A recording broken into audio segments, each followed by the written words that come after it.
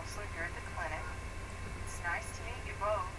Can you tell me a little bit about what brings you here tonight? Well, my wife and I have been having lots of problems. I'm being very frustrated, and she just seems like she doesn't really care, and I feel like we're having a breakdown. She doesn't work at all or anything. Well, hey, don't you remember you were studying for college and university, and you tend to focus on that? Well, yeah, it's important that I focus on my job for college so I can get a job. Yeah, but you've been working, and then what are you going to do? And he's like, you keep bothering me while I'm trying to focus on my school. Well, pay attention. Pay attention. How? What am I supposed to do?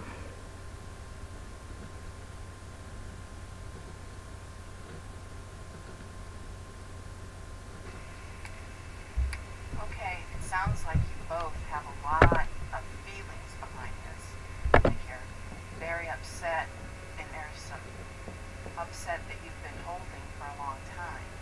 I need you guys to slow down and tell me one at a time. First, you tell me, what is the main problem in your marriage? If you had to say one thing that was causing a problem for you, what would that be? What do you think is the problem? Probably like the kitchen with food and everything being a mess. You need to pay attention. You do school all the time. You ignore the kids. That's my problem? That's what you think my problem is that I'm not ignoring the kids? Really? Yes, it's like you just ignore them. When they're talking, you look off. You don't even pay any attention to that. Because I'm tired of just saying this over. They say the same things over and over and over again. I get tired of listening to it. That's ridiculous.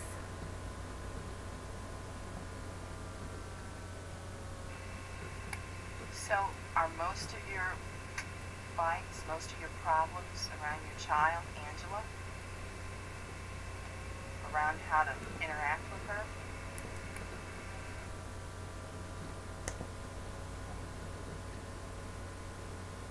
No. Yeah, the problem is that you don't talk to her. You can't communicate with her. You are so focused on work. Yeah, because the two of us, we have to schedule some time out, having just no control over our schedules. See, that's what I'm talking about. There's a communication breakdown. And also, the rules. We haven't established any rules. Yeah, you're right, because I keep putting it off. Yeah, that's right. You just keep putting it off.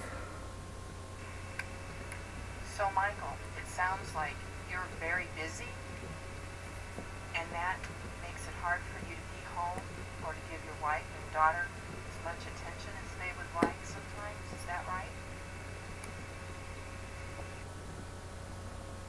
Well, they said that I ignore them, and, is that wrong? Yeah, that's right, you do. I'm serious. Yes, it is. You are. Nothing's black or white where somebody's wrong or right. Somewhere, your needs are not being completely met, or your wife's needs are not being completely met. And what we'll try to discover together is how we can compromise so that everybody gets their needs met. It sounds to me like the things you're doing, you're trying to do for your family. So I certainly wouldn't say that they're wrong. But we might have to also make sure that there's time to be together as a family and time to enjoy that closeness.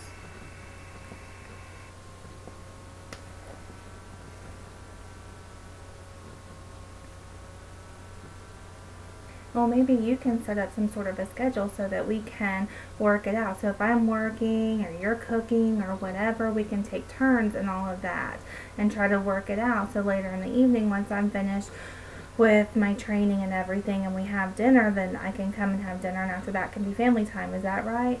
Well, after school, she's got to study. That's the time that she's got to study. When she's finished, then maybe, or when you're finished, maybe we all can play, and then we'll have dinner time, it'll be peaceful, and that will be the family time.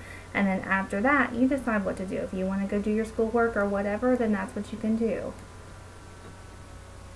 When she goes to bed, that's your time to go do your schoolwork or whatever you need to do. Dorothy, I feel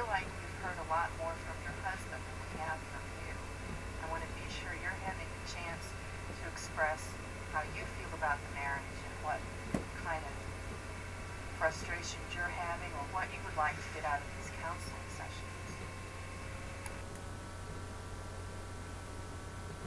See? You see?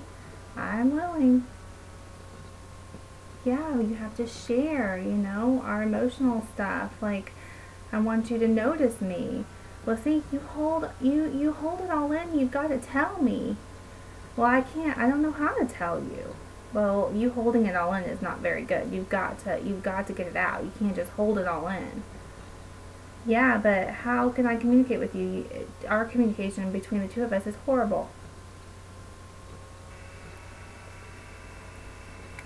Michael, can you give me an example of how Dorothy holds things in when she really ought to be telling you something or sharing with you?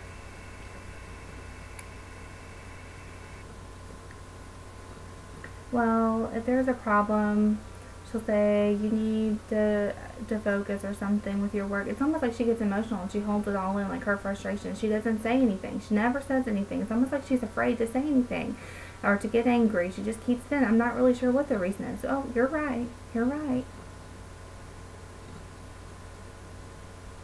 Well, I don't know if she's nervous or what. I don't know what her background is.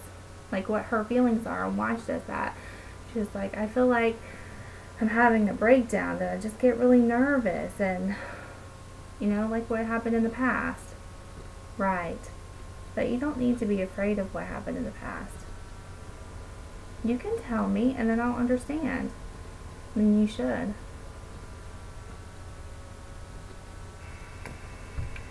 Sounds like we have a lot to work on together. I hope that you will consider coming back for regular appointments for a while. I see a lot of love and a lot of connection between the two of you, and I think in very short order we can overcome these problems. Thanks very much for your time today.